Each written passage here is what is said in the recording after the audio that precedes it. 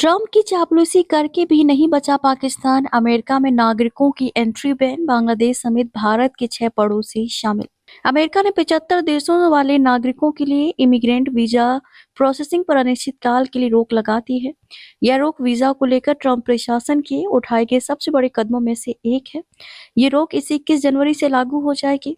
Trump प्रशासन ने जिन देशों के नागरिकों की अमेरिका में एंट्री पर रोक लगाई है, उनमें सोमालिया, अफगानिस्तान, रूस, ईरान, ब्राजील, मिस्र, थाईलैंड और यमन समेत कई नाम शामिल हैं। लेकिन इन सब में सबसे दिलचस्प है पाकिस्तान, जिसका नाम भी इस लिस्ट में डाला गया है। इसमें भारत के कई पड़ोसी देश शामिल हैं। पाकिस्तान का नाम डालना इसलिए भी खास है क्योंकि इस्लामाबाद ने डोनाल्ड ट्रंप को खुश करने के लिए जी हजूरी की हद पार कर दी थी।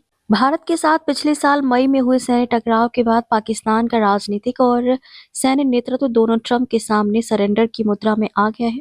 पाकिस्तान के प्रधानमंत्री को खुलेआम ट्रंप को युद्ध विराम का क्रेडिट तक दिया है, लेकिन इतना सब करने के बाद भी पाकिस्तान खुद को अमेरिका नो एंट्री वाली लिस्ट से खुद को बाहर रखने में नाकाम रहा।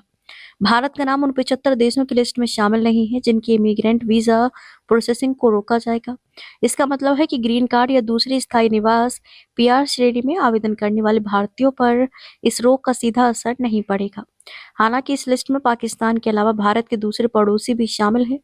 बांग्लादेश, नेपाल और भूटान के नागरिकों के लिए भी रोक लगाई गई है। म्यांमार और अफगानिस्तान का नाम भी इसमें शामिल है। इस्लामाबाद को लिस्ट में शामिल किए जाने पर दक्षिण एशिया मामलों के विश्लेषक माइकल कुगलमैन ने लिखा, पाकिस्तान उन 75 देशों में शामिल है जिन पर ट्रंप प्रशासन ने वीजा प्रोसेसिंग पर अनिश्चितकाल के लिए रोक लगा दी है।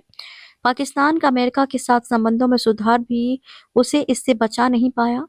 पाकिस्तान के लिए यह वीजा बैन भारी बेइज्जती के रूप में आया है। ये उसी दिन लगाया गया है जब पाकिस्तान का टॉप नेतृत्व ट्रंप के बेहद करीबी स्टीव विटकॉफ के बेटे के स्वागत में लाइन लगाकर खड़ी थी।